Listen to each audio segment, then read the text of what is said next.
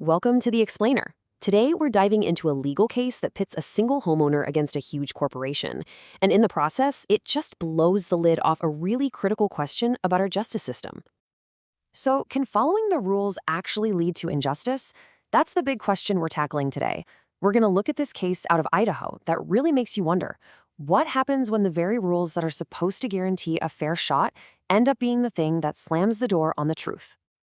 Okay, so let's set the stage. This is your classic David versus Goliath story, but this one's playing out in a modern foreclosure battle. So on one side, you've got Jeremy Bass. He's a homeowner, he's trying to save his home, and get this, he's representing himself. He's his own lawyer. And on the other side, we've got corporate real estate investors, backed by a whole law firm. I mean, the power dynamic here is it's completely lopsided, and that's really central to this whole thing.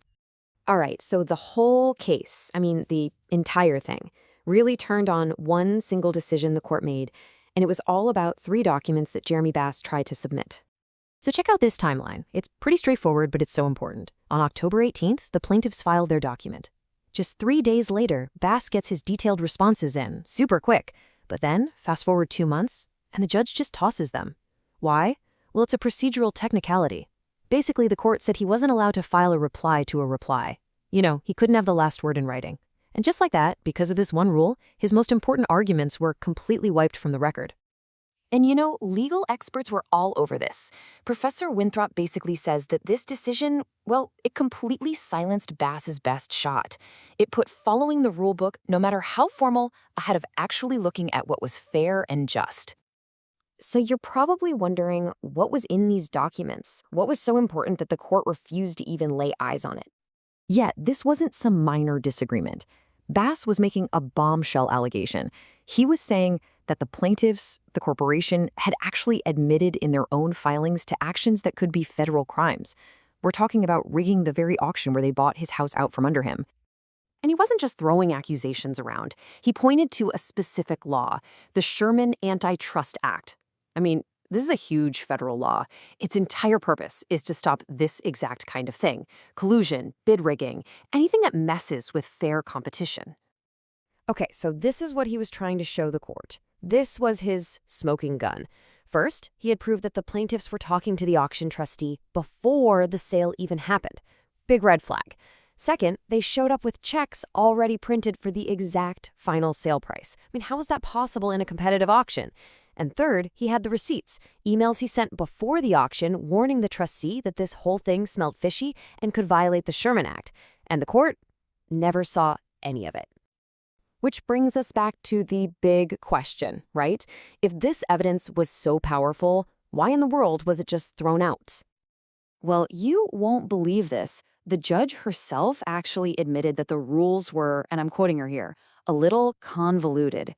If the judge thinks the rules are confusing, what chance does a regular person have trying to figure this all out on their own? And legal experts, they completely back this up. Dr. Hendricks points out that the legal system has all these unwritten rules, this insider knowledge. Knowing you can't file a reply to a reply isn't something you'll find in a simple how-to guide.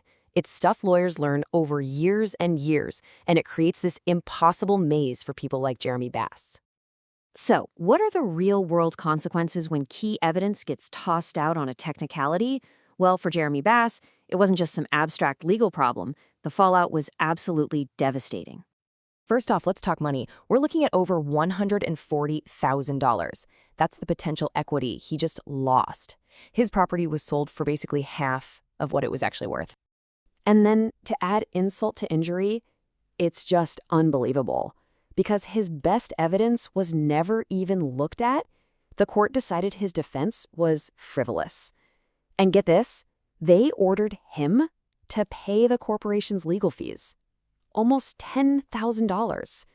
He had to pay the lawyers of the company that took his house. You see, it was a total cascade of consequences. It all started with that one procedural call. The evidence gets excluded, which means the official record is totally one-sided, which leads the court to call his defense frivolous, which ultimately results in him being physically removed from his own home. One thing led directly to the next. Now, it's easy to look at this and think, okay, that's just one case in one county in Idaho. but it really shines a light on a much, much bigger problem in our legal system.